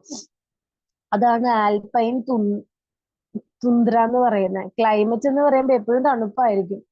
അതാണ്. അപ്പൊ ഇവിടുത്തെ മണ്ണൊക്കെ എങ്ങനെയായിരിക്കും? നല്ല തണുത്ത ഉറച്ചായിരിക്കും അല്ലെ? അപ്പം അതുകൊണ്ട് പെർമനന്റ്ലി ഫ്രോസൺ ആയിട്ടുള്ള ഒരു സോയിലാണ് അവിടെ ഉള്ളത്. അതിനാണ് നമ്മൾ പെർമാഫ്രോസ്റ്റ് എന്ന് പറയുന്നത്. ഇതിപ്പം ചോദിക്കാറുണ്ട്, what is permafrost? A permanently frozen subsoil. അതായത് സബ്സോയിൽ ഉദ്ദേശിക്കുന്ന ഈ മഞ്ഞായിരിക്കുമല്ലോ, മഞ്ഞ് ഇങ്ങനെ മാറ്റി കഴിയുമ്പോൾ നമുക്ക് മണ്ണ് കാണാൻ പറ്റും. പക്ഷെ ആ മണ്ണിന്റെ ആ ഫസ്റ്റ് ലെയർ, അതാണ് സബ്സോയിൽ, അതെല്ലാം തന്നെ നല്ല തണുത്ത് ഫ്രോസൺ ആയിരിക്കും. അവിടെ ഒരു ചെടിയൊക്കെ നട്ട് കഴിഞ്ഞാൽ വളരൊന്നുമില്ല. ഒരുപാട് കുഴിച്ചു കുഴിച്ചു കുഴിച്ച് അടിയിലേക്ക് പോയി കഴിഞ്ഞാൽ എന്തായിരിക്കും? ചൂടായിരിക്കും, ചെറിയ ചൂടുണ്ടാവും. ഇവിടുത്തെ ടെമ്പറേച്ചർ 15 ഡിഗ്രി സെന്റിഗ്രേഡ് ആണ്. പിന്നെ ഇവിടെ അങ്ങനെ പ്രത്യേകിച്ച് വളരെ ഒന്നുമില്ല. പ്രൊഡക്ടിവിറ്റി വളരെ ലോ ആണെന്നാണ് കാണിക്കുന്നത്. ഫ്ലോറ ഫോണ എന്ന് പറയുമ്പം ഫ്ലോറയായിട്ട് ലൈക്കൻസ് ഉണ്ടാവും, ഗ്രാസ് ഒക്കെ ഉണ്ടാവും, അത്രയൊക്കെയുള്ളൂ ചെറുതായിട്ട്. ഫോണയാണ് കാർബിസ് ലെമ്മിങ് സ്ക്വിരൽ അങ്ങനെയുള്ളതൊക്കെ കാണാൻ പറ്റും. അതായത് ഇങ്ങനത്തെ കുഞ്ഞു കുഞ്ഞു ജീവികളെ. ഇത്ര നേരം പറഞ്ഞിരുന്നത് ടെറസ്ട്രിയൽ ബയോമാണ്. ഇനി അടുത്തത് അക്വാട്ടിക് ബയോമാണ്. അക്വാട്ടിക് ബയോം എന്ന് പറയുമ്പോൾ വെള്ളമായിട്ട് റിലേറ്റ് ചെയ്തത്. ഫ്രഷ് വാട്ടറും മറൈനും ഉണ്ട് അല്ലെ? വെള്ളം രണ്ട് രീതിയിലുണ്ട്, ഫ്രഷ് വാട്ടറും മറൈനും ഉണ്ട്. അപ്പൊ ആദ്യം ഫ്രഷ് വാട്ടർ എക്കോസിസ്റ്റം നോക്കാം. ഫ്രഷ് വാട്ടർ എക്കോസിസ്റ്റം, ഈ ഫ്രഷ് വാട്ടർ എക്കോസിസ്റ്റത്തിനെ കുറിച്ചിട്ടുള്ള സ്റ്റഡീനെയാണ് നമ്മൾ ലിംനോളജി ചോദിക്കാറുണ്ട്. What is limnology? The study of fresh water ecosystem is known as limnology.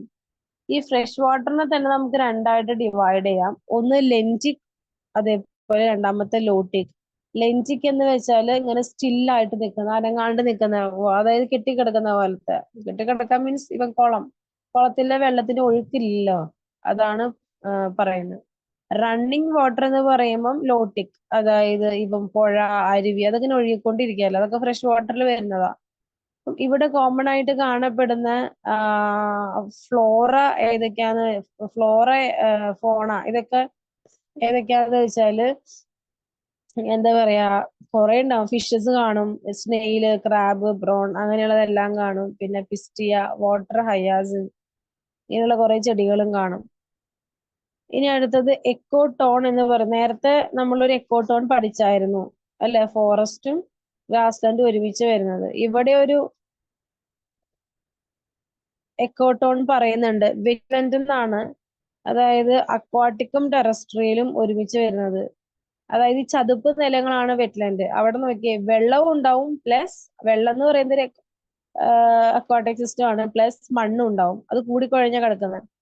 മണ്ണെന്ന് പറയുന്ന രണ്ട് എക്കോസിസ്റ്റം, ലാൻഡും വാട്ടറും കൂടിക്കുഴഞ്ഞ കിടക്കുന്നത്, ഇതാണ് വെറ്റ്ലൻഡ്. അത് എക്കോടോണിന് എക്സാമ്പിൾ ആണ്. ഇനി മറൈൻ എക്കോസിസ്റ്റം, അതായത് അക്വാട്ടിക് ബയോം രണ്ട് തരത്തിലുണ്ട്, ഫ്രഷ് വാട്ടറും മറൈനും. അതിൽ ഫ്രഷ് വാട്ടർ ഇപ്പം പഠിച്ചു കഴിഞ്ഞു. മറൈൻ ആണ് അടുത്തത്. ഭൂമിയിൽ ഏകദേശം 71% മറൈൻ എക്കോസിസ്റ്റം ആണ് ഉള്ളതെന്നാണ് പറയുന്നത്. പിന്നെ ഇവിടുത്തെ ഒരു ടെമ്പറേച്ചർ -2 ഡിഗ്രി സെന്റിഗ്രേഡ് ആണ്. ആർട്ടിക് റീജിയൻ, ആർട്ടിക് ഓഷനില് 27 ഡിഗ്രി സെന്റിഗ്രേഡ് ആണ് പസഫിക് ഓഷനില് വരുന്നത്. ലൈറ്റ് എന്ന് പറയുമ്പോൾ ഫസ്റ്റ് ഭാഗത്ത് മാത്രമാണ് ഇവരുടെ ലൈറ്റ് ചെല്ലുന്നുള്ളൂ. കടലിന്റെ ഒരുപാട് അടിയിലൊക്കെ ഇരുട്ടാ, ലൈറ്റ് ചെല്ലാത്ത കാരണം. ഇനി പ്രഷർ എന്ന് പറയുമ്പം താഴേക്ക് പോകുന്നതോറും പ്രഷർ ഇങ്ങനെ കൂടി വരും. പിന്നെ ടൈഡ്സ് ഉണ്ട് അല്ലെ? ടൈഡ്സ് എന്ന് പറഞ്ഞാൽ എന്ത്, തിരമാലകളൊക്കെ ഉണ്ട്. പിന്നെ ഇവിടുത്തെ ഫ്ലോറ ആൻഡ് ഫോണ എന്ന് പറയുമ്പോൾ കടലിലെ ഫ്ലോറയും സോണയൊക്കെ എഴുതാൻ നിന്ന് കഴിഞ്ഞാൽ കുറെ ഉണ്ട് അല്ലെ? എന്തോരം ഫിഷസ്, പിന്നെന്താ, ഫിഷസ് മാത്രമല്ല, ഇപ്പം ടേർട്ടിൽ, അങ്ങനെ കുറെ എന്ത് വേണമെങ്കിലും എഴുതാം. ബേർഡ്സ് ഒന്നും എഴുതി വെക്കരുത് കേട്ടോ. അത്രേ ഉള്ളൂ അക്വാട്ടിക് ബയോം. ഇനി അടുത്തതാണ് എക്കോളജിക്കൽ സക്സഷൻ. അതെന്തായിരുന്നു? The process by which community of plant and animal species in an area are replaced by another over a period of time is known as ecological succession. Ecological succession എന്ന് പറഞ്ഞാൽ വേറെ ഒന്നുമല്ല. ഇപ്പോ ഒരു ഉദാഹരണം, ഒരു ഏറ്റവും ചുരുക്കി പറയുകയാണെങ്കിൽ ഒരു ഏരിയ, ആ ഏരിയയില് ഒരുപാട് വർഷങ്ങൾ കൊണ്ട് പുതിയൊരു ഇക്കോസിസ്റ്റം ഉടലെടുക്കുവാണ്. അതായത് ആദ്യം തരിശായിട്ട് കിടക്കുന്ന ഒരു സ്ഥലം, മനസ്സിലായില്ലേ? തരിശു ഭൂമി, ബെയർ ലാൻഡ്. അവിടെ മഴയൊക്കെ പെയ്ത് പയ്യെ പയ്യെ പയ്യെ എന്തായിട്ട് പുല്ല് മുളച്ച് വരും, അല്ലേ? പിന്നെ പുല്ലൊക്കെ ഒന്ന് പിടിച്ചു കഴിഞ്ഞാ അത് ചിലപ്പം വളരും. പുല്ല് തന്നെ പല സൈസിലുണ്ടാവും. ഇനി അതും അല്ല എങ്കില് എന്താ പറയാ, ഈ ഈ പിന്നെ കുഞ്ഞു കുഞ്ഞി പുല്ലിനേക്കാളും ഹൈറ്റ് ഉള്ള ചെടികൾ വരും, അല്ലെ? ബുഷസ്. ഈ ബുഷസ് ഒക്കെ വന്ന് പിന്നെയും കുറച്ചും കൂടി നാള് കഴിയുമ്പം അവിടെ അതിനേക്കാളും വലിയ മരങ്ങൾ വരാൻ തുടങ്ങും. പിന്നെ വലിയ മരങ്ങളാവും, അല്ലെ? ആ മരങ്ങള് കുറച്ചൊരു ഒരു കൂട്ടമായിട്ട് കാണും, ഒരു കുഞ്ഞു ഫോറസ്റ്റ് പോലെ കാണും. അപ്പം തരിശായിട്ട് കിടന്ന ഒരു സ്ഥലം ഒരുപാട് വർഷങ്ങൾക്ക് ശേഷം നാച്ചുറലി അതൊരു കാടായിട്ട് മാറിയേക്കുവാണ്. മനസ്സിലായില്ലേ? അതിനെയാണ് നമ്മളുടെ എക്കോളജിക്കൽ സക്സഷൻ എന്ന് പറയുന്നത്. അത്രേ ഉള്ളൂ എക്കോളജിക്കൽ സക്സഷൻ. അതാണ് പറയുന്നത്. It is a process by which community of plant and animal species in an area are replaced by another over a period.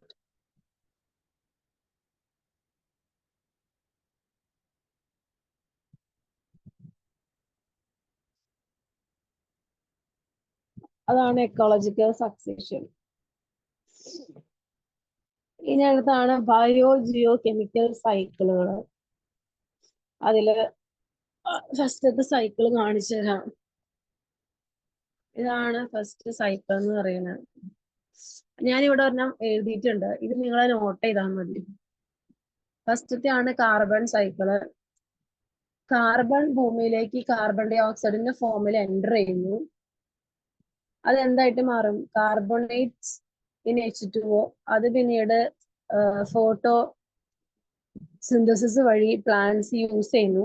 ഈ പ്ലാന്റ്സ് കാർബൺ ഡൈ ഓക്സൈഡ് പ്ലാന്റ്സിന് ആര് കഴിക്കണു? വേറെ അനിമൽസ് കഴിക്കുന്നു. ഈ അനിമൽസ് ചത്ത് കഴിയുമ്പം അത് ഡീകമ്പോസിഷൻ സംഭവിക്കുന്നു. ഈ ഡീകമ്പോസ്ഡ് ആയിട്ടുള്ളത് ഒരുപാട് വർഷങ്ങൾ കഴിയുമ്പം ഇന്ധനമായിട്ട് മാറും. അല്ലെങ്കിൽ ഫോസിൽ ഫ്യൂൽ കോമ്പിനേഷനിൽ ഫോസിലുകൾ പിന്നീട് കാർബൺ ഡൈ ഓക്സൈഡ് നമ്മൾ കത്തിച്ചു കഴിയുമ്പം കാർബൺ ഡൈ ഓക്സൈഡിന് പുറത്ത് വിടുന്നുണ്ട്. അത് പിന്നെ ഇങ്ങനെ റിപ്പീറ്റേഷൻ. അതാണ് കാർബൺ സൈക്കിൾ. ഇനി അടുത്താണ് വാട്ടർ സൈക്കിൾ. ഇതൊക്കെ ജസ്റ്റ് ഇങ്ങനെ എഴുതിയാൽ മതി. വാട്ടർ സൈക്കിൾ എന്ന് പറഞ്ഞാല് എന്താ പറയാ, evaporation from Ocean, earth and leaf surfaces. അതായത് ഇവാപ്പറേറ്റ് ചെയ്തിട്ട് നീരാവി ആകാശത്തെത്തുന്നു. ആകാശത്തെത്തി കഴിയുമ്പോൾ ക്ലൗഡ് ഫോം ചെയ്യും. പിന്നീട് ക്ലൗഡിൽ വെച്ച് പ്രസിപ്പിറ്റേഷൻ സംഭവിക്കും. അങ്ങനെ മഴ പെയ്യും. മഴ പെയ്തിട്ട് ഭൂമിയിലേക്ക് പതിക്കും. അത് surface run off and accumulation ground water. അതായത് ഭൂമിയിലേക്ക് പതിച്ചു കഴിയുമ്പോൾ ഒന്നില്ലെങ്കിൽ അത് ഒഴുകി പോകും, അല്ലെങ്കിൽ ഭൂമിയുടെ അടിയിലേക്ക് പോകും. ഭൂമിയുടെ അടിയിലേക്ക് പോകും, അല്ലെങ്കിൽ സർഫസിന് ഒഴുകി പോകും. അതെങ്ങോട്ടേക്ക് പോകും? സ്ട്രീം റിവറിലേക്ക് പോകും. ഈ റിവറിൽ നിന്നും നിങ്ങൾക്ക് വേണമെങ്കിൽ ഇങ്ങനെ ആരോ മാർക്കിടാം. ഒന്നില്ലെങ്കിൽ അത് റിവറുകളിൽ നിന്ന് ഓഷനിലേക്ക് പോകും, അല്ലെങ്കിൽ ഈ ഗ്രൗണ്ട് വാട്ടർ ഓഷനിലേക്ക് പോകും. പിന്നെ അത് പ്ലാന്റ്സ് ആവും. പ്ലാന്റ്സിന് ഇവാപറേഷനും ട്രാൻസിഷനും സംഭവിക്കും. ഇതാണ് വാട്ടർ സൈക്കിൾ ആയിട്ട് പറയാനുള്ളത്. ഇനി അടുത്താണ് ഫോസ്ഫറസ് സൈക്കിള്. ഫോസ്ഫറസ് സൈക്കിള്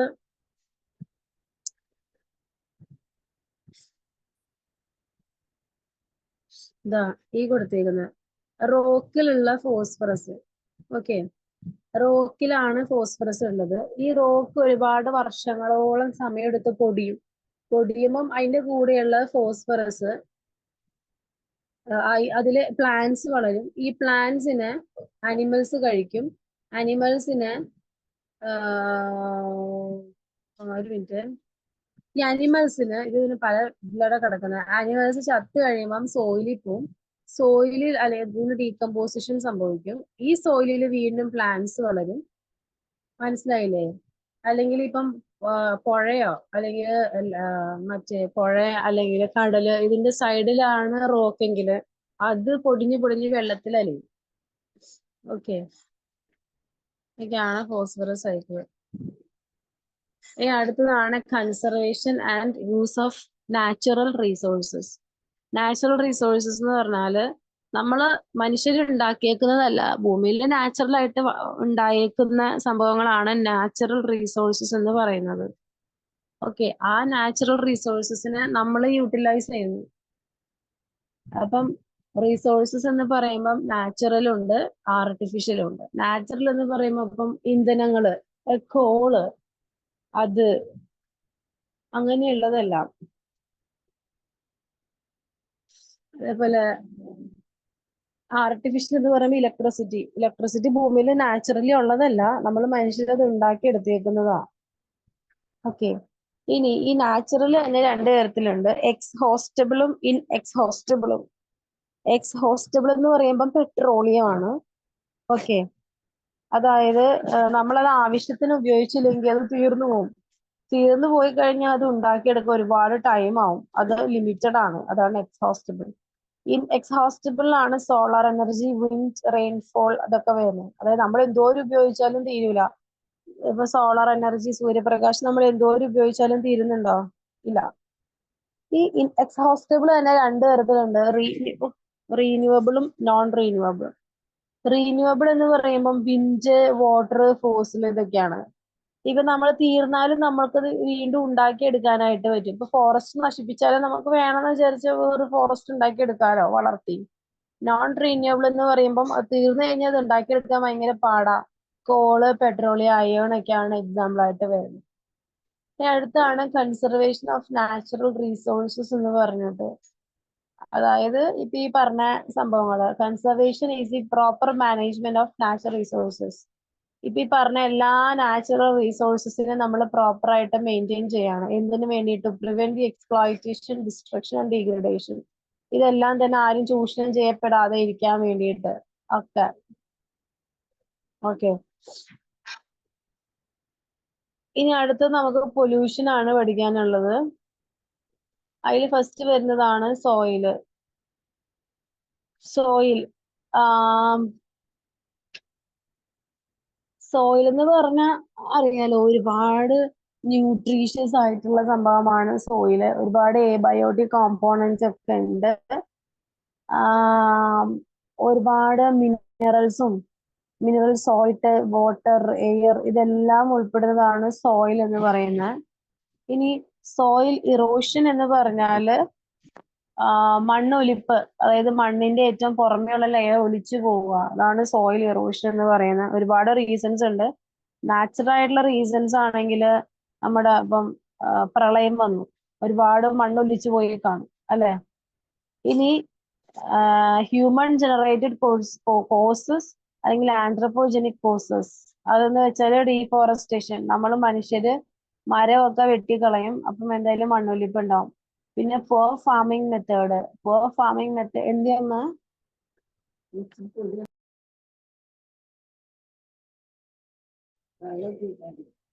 അത്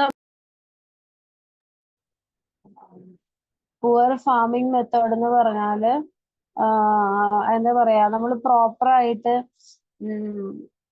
ചെടി നടാതെ വരുമ്പം, ഇപ്പൊ ഒരു ഏരിയ വെറുതെ കിടക്കുവാണ്, ആ ഏരിയയിൽ നമ്മൾ കൃഷിയൊന്നും ചെയ്തില്ലെങ്കിൽ ഓരോ മഴ വരുമ്പോഴും മണ്ണിങ്ങനെ ഒലിച്ചൊലിച്ച് പോകും. പിന്നെ ഓവർ ഗേസിങ്, അതായത് പശു, കാള ഇതിനെയൊക്കെ നമ്മൾ ഒരു സ്ഥലത്ത് തന്നെ എന്താ കിട്ടാണ് ഫീഡ് ചെയ്യാൻ വേണ്ടി. അപ്പൊ ആ ഒരു ഏരിയയിലെ പുല്ല് മാത്രം പോകും. മഴ പെയ്യുമ്പോൾ ആ ഒരു ഏരിയയിലെ മണ്ണ് ഒലിച്ചു പോകും. ഇതിനെ എങ്ങനെ കൺസേർവ് ചെയ്യാന്ന് പറഞ്ഞാല് ഓവർ ഗേസിങ് ഒഴിവാക്കാം, അല്ലെ ഒരു ഏരിയയിൽ തന്നെ ഇതിനെ കെട്ടാതെ മാറ്റി മാറ്റി കെട്ടാം പുല്ല്.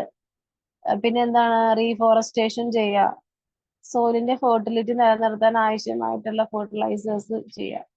അടുത്താണ് വാട്ടർ എന്താന്ന് നമുക്ക് അറിയാലോ, ഭൂമിയിൽ 97% ഉപ്പുവെള്ളമാണ്, ബാക്കി 3% ഫ്രഷ് വാട്ടർ ആയിട്ടുള്ളത്. ഈ അക്വാട്ടിക് ഏരിയയിലൊക്കെ ഒരുപാട് ജീവികൾ ജീവിക്കുന്നുണ്ട്. പിന്നെ വെള്ളത്തിനെ എങ്ങനെ ഇന്ന് പൊല്യൂട്ട് ചെയ്യപ്പെടുന്നു വെച്ചാല് കുറെ റീസൺസ് ഉണ്ട് അല്ലെ. സീവേജ് വെള്ളം ഒഴുക്കുന്നത്, വ്യവസായശാലകൾ വെള്ളം ഒഴുക്കുന്നത്, അഗ്രികൾച്ചറിലുള്ള ഫെർട്ടിലൈസേഴ്സ് ഒക്കെ വരുന്നതല്ല. വാട്ടറിനെ എങ്ങനെ കൺസേർവ് ചെയ്യാന്ന് വെച്ചാല് ഈ വേസ്റ്റുകളൊന്നും തള്ളാതെ ഇരിക്കുക എന്നുള്ളതാണ് മെയിനായിട്ടും പറയുന്നത്. ഈ അടുത്താണ് ബയോഡൈവേഴ്സിറ്റി.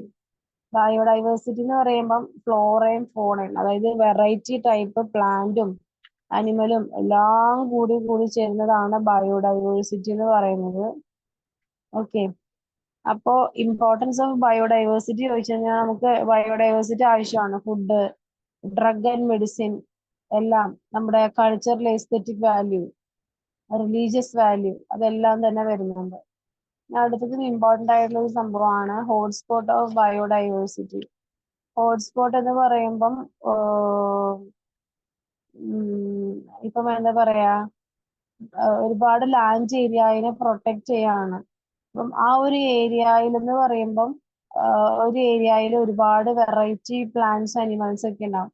അപ്പൊ അങ്ങോട്ടേക്ക് ഹ്യൂമൻ എൻട്രി ഒരു പരിധി വരെ ഉണ്ടാവുള്ളൂ, അത് കഴിഞ്ഞാൽ സ്റ്റോപ്പ് ചെയ്യും. ഓക്കെ, അവിടെയാണ് ഒരുപാട് എൻഡേഞ്ചേർഡ് ആയിട്ടുള്ള സ്പീഷീസ് ഉള്ള ഏരിയാസ് ആയിരിക്കും. അതാണ് പറയുന്നത്. നമ്മുടെ ഇന്ത്യ മൊത്തത്തിൽ ലോകത്ത് 25 ഹോട്ട്സ്പോട്ടാണ് ഉള്ളത്. അതിൽ 2 ഇന്ത്യയിലാണ്. ഒന്ന് ഈസ്റ്റേൺ ഹിമാലയം, 2 വെസ്റ്റേൺ ഘാട്സും. എന്തിനതിന് ഹോട്ട്സ്പോട്ട് ആക്കിയെന്ന് ചോദിച്ചാൽ അവിടെ ഒരുപാട് വെറൈറ്റി ബട്ടർഫ്ലൈസും മാമലുകളൊക്കെ ഉണ്ട്. അപ്പൊ മനുഷ്യരുടെ എൻട്രി ചെന്ന് കഴിഞ്ഞാൽ നശിച്ചു പോകും എന്നുള്ളതുകൊണ്ടാണ്. വേറെ 25 നമ്മുടെ ടെക്സ്റ്റ് കൊടുത്തിട്ടുണ്ട്, അത് പഠിക്കേണ്ട ആവശ്യമില്ല. നമ്മുടെ ഇന്ത്യയുടെ പഠിച്ചാൽ മതി. ഓക്കെ, ഇനി ബയോഡൈവേഴ്സിറ്റി ത്രെട്ട് എന്ന് പറയുകയാണെങ്കിൽ ഇപ്പൊ നമ്മള് ട്രീസ് കട്ട് ചെയ്യുന്നുണ്ട്, പോപ്പുലേഷൻ കൂടി. ഇപ്പൊ നമുക്ക് വീടുകൾ വെക്കണം അല്ലെ? നിങ്ങളുടെ ഏരിയയിൽ തന്നെ ഒരുപാട് ചേഞ്ച് വന്നിട്ടുണ്ടാവും. ലാൻഡ് ഏരിയ കട്ട് ചെയ്ത് അവിടെ വീട് വെക്കുക, അത് പോപ്പുലേഷന്റെ ഭാഗമാണ്. അങ്ങനെ പൊല്യൂഷൻ കൂടി, മൈനിങ് ആക്ടിവിറ്റി കൂടി, പിന്നെ ഡാമിന്റെ കൺസ്ട്രക്ഷന് വേണ്ടി ബയോഡൈവേഴ്സിറ്റി നമ്മളെ നശിപ്പിക്കും അല്ലെ? അങ്ങനെയൊക്കെയാണ് ബയോഡൈവേഴ്സിറ്റി ലോസ് വരുന്നത്. എങ്ങനെ ബയോഡൈവേഴ്സിറ്റിനെ കൺസേർവ് ചെയ്യാന്ന് പറഞ്ഞാൽ 2 സ്ട്രാറ്റജിയാണുള്ളത്. ഇതെപ്പോഴും ചോദിക്കുന്നതാണ്, ഇൻസൈറ്റു ആൻഡ് എക്സൈറ്റു. ഇൻസൈറ്റു എന്ന് പറഞ്ഞാല് അതിന്റെ നാച്ചുറൽ ഏരിയയിൽ തന്നെ പ്രൊട്ടക്ട് ചെയ്യുക. Example national park, wild life sanctuary, biosphere reserve. ഇവിടെ എന്ന് വെച്ചാല് നമ്മൾക്ക് ഒരു എൻട്രി ഉണ്ടാവും. വൈൽഡ് ലൈഫ് സാങ്ച്വറിയിലൊക്കെ നമുക്കൊരു എൻട്രി ഉണ്ടാവും, പക്ഷെ ഒരു പരിധി, ഒരു പോയിന്റ് വരെ നമുക്ക് പോകാൻ പറ്റുള്ളൂ. അത് കഴിഞ്ഞ് നമുക്ക് അങ്ങോട്ട് പോകാനായിട്ട് പറ്റത്തൊന്നുമില്ല. അതിൻ്റെ അകത്ത് ഒരുപാട് ബേർഡ്സ് ഉണ്ടാവും അല്ലെ? ആന, പുലി, സിംഹം എല്ലാം ഉണ്ടാവും. അത് അതിന്റെ നാച്ചുറൽ ഹാബിറ്റാറ്റിൽ അതിന് ഇഷ്ടപ്പെട്ട ഫുഡ് കഴിച്ച് അത് ഇങ്ങനെ ജീവിച്ചു പോവുകയാണ്. അതിനാരും ശല്യപ്പെടുത്താനോ ഒന്നും പോണില്ല. ഇനി അത് സംരക്ഷിക്കുക, അതിന്റെ നാച്ചുറൽ ഹാബിറ്റാറ്റിൽ തന്നെ അതിനെ സംരക്ഷിക്കുക. എക്സൈറ്റു എന്ന് പറയുമ്പം അതിന്റെ നാച്ചുറൽ ഹാബിറ്റാറ്റ്, അതിന്റെ വീട് എന്ന് പറയുന്നത് ഫോറസ്റ്റാ. അവിടെ നിന്ന് അതിനെ പിടിച്ചോണ്ട് വന്ന് കൂട്ടിലിട്ട് നമ്മൾ അതിനെ സംരക്ഷിക്കുക. എക്സൈറ്റു അവരുടെ വീടാണ് ഫോറസ്റ്റ്. അതിന് പുറത്ത് കൊണ്ടുവന്ന് നമ്മൾ അതിനെ സംരക്ഷിക്കുകയാണ് ചെയ്യുന്നത്. ഓക്കെ, ഇനി അടുത്തത് എൻഡേഞ്ചേർഡ് സ്പീഷീസുകളാണ്. എക്സ്റ്റിങ്ക്റ്റ് എന്ന് വെച്ചാല് വംശനാശം സംഭവിച്ചവനാണ്. അവർ ഈ ഭൂമിയിൽ നിന്ന് പോയി, അവരിവിടെ ഇല്ല. എൻഡേഞ്ചേർഡ് എന്ന് പറഞ്ഞാല് വംശനാശം നേരിടുന്നവരാണ് എൻഡേഞ്ചേർഡ്. അപ്പൊ നമ്മൾ അതിനെ പിടിക്കാനോ കൊല്ലാനോ ഒന്നും പാടില്ല. അപ്പം അങ്ങനെയുള്ള എൻഡേഞ്ചേർഡ് സ്പീഷീസിന്റെ പേരുകൾ റെഡ് ഡേറ്റ ബുക്കിൽ അപ്ഡേറ്റ് ചെയ്തിട്ടുണ്ട്. അതിന്റെ കുറച്ച് പേരുകൾ പഠിച്ചു വെക്കാം, കുറെയൊക്കെ നിങ്ങൾക്ക് ബുദ്ധിമുട്ടായിരിക്കും. എൻഡേഞ്ചേർഡ് പ്ലാന്റ് ഏതൊക്കെയാന്ന് പറയാം. Pitcher plant, Indian belladonna, orchid, Nilgiri lily, പിന്നെയുള്ളത് മെയ്ഡൻ ഹെയർ ട്രീ. ഇതൊക്കെ എൻഡേഞ്ചേർഡ് പ്ലാന്റാ. നമ്മൾ കുറെ ഒന്നും കേട്ടിട്ടില്ല. പിന്നെ എൻഡേഞ്ചേർഡ് അനിമൽ എന്ന് പറയുമ്പോൾ Asiatic lion, green sea turtle, loggerhead turtle, tortoise, marsh crocodile, tiger, rhinoceros, Asiatic elephant, Indian python, great Indian bustard, butterflies. ഇതൊക്കെയാണ് മെയിൻ ആയിട്ടും വരുന്നത്.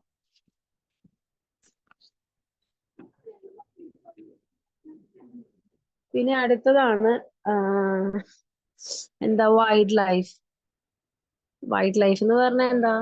കാടുമായിട്ട് ബന്ധപ്പെട്ട ജീവനുകള് അല്ലെ?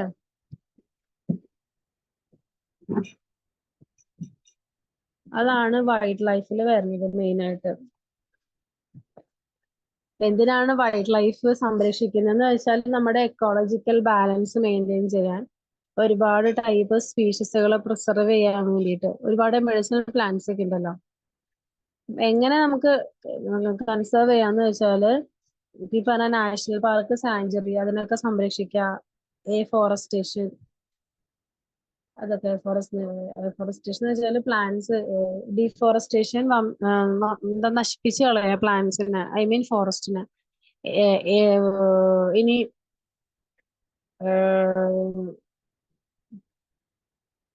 സോറി, ഡീഫോറസ്റ്റേഷൻ എന്ന് പറഞ്ഞാൽ പ്ലാന്റ് ഒക്കെ കട്ട് ചെയ്യുക, പ്ലാന്റ് എന്ന് വെച്ചാൽ ഫോറസ്റ്റ് കട്ട് ചെയ്യുക. ഫോറസ്റ്റേഷൻ എന്ന് പറഞ്ഞാല് പുതിയ പ്ലാന്റ്സ് ഒക്കെ നട്ട് കാടുണ്ടാക്കുക.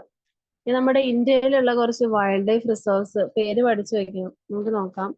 അസാമിലുള്ള കാസിരംഗ സാഞ്ചുറി, അവിടുത്തെ മെയിൻ ആയിട്ടും അവരുടെ വൺ ഹോൺ റൈനോസേഴ്സ് ആണ് അവിടെ മെയിൻ ആയിട്ടും അവർ സംരക്ഷിക്കുന്ന അനിമല്. ബാക്കിയുള്ളതൊക്കെ ഉണ്ട്, അതിന് സംരക്ഷിക്കില്ല എന്നല്ല, കുറച്ചും കൂടി ഇമ്പോർട്ടൻസ് കൊടുക്കുന്ന അതിനാ. മനസ് സാഞ്ചുറി അസാം, അവിടെ ഉള്ളത് ഞാൻ ഓരോ റിസർവിന്റെ പേരും അവിടെ അവർ മെയിൻ ആയിട്ടും പ്രൊട്ടക്ട് ചെയ്തതിന്റെ പേരും വായിക്കാം. Wild buffaloes, Gir forest Gujarat, ഇതെല്ലാം പഠിക്കണേ. Lion, cheetah, sambar, wild boar. Kelameri bird sanctuary Andhra, pelicans and marine birds. Dachigam sanctuary Jammu and Kashmir, Kashmir stags, Himalayan tahr, wild goat, sheep, ആന്റ്ലോപ്സ്.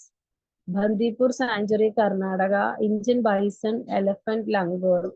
Periyar sanctuary Kerala, elephant, barking deer, sambar. Kanha national park Madhya Pradesh, tiger, leopard, wild dogs. Similipal national park Orissa, mangroves, marine turtle, lake. Bharatpur bird sanctuary Rajasthan, ducks, herons. Corbett national park Uttaranchal, tiger, barking deer, sambar, wild boar, rhesus monkey. Jaldapara sanctuary West Bengal, rhinoceros. ഇനി അടുത്തത് ഈ wild life conservation നോക്കാൻ വേണ്ടിയിട്ട് ഒരുപാട് agencies ഉണ്ട്, അത് ഏതൊക്കെയാന്ന് നോക്കാം. ഇതിന്റെ ഫുൾ ഫോം ആണ് എപ്പോഴും എഴുതാൻ ചോദിക്കാറ്. വൈൽഡ് ലൈഫ് പ്രൊട്ടക്ഷന് വേണ്ടിയിട്ടുള്ള ഒരു സംഘടനയാണ് IBWL, Indian board for wildlife. പിന്നുള്ളതാണ് WWF, world wildlife fund for nature. പിന്നെ IUCN, international union for conservation of nature and natural resources. പിന്നെ WCU, വേൾഡ് കൺസർവേഷൻ യൂണിയൻ. പിന്നെ CITES, convention of international trade in endangered species. Okay.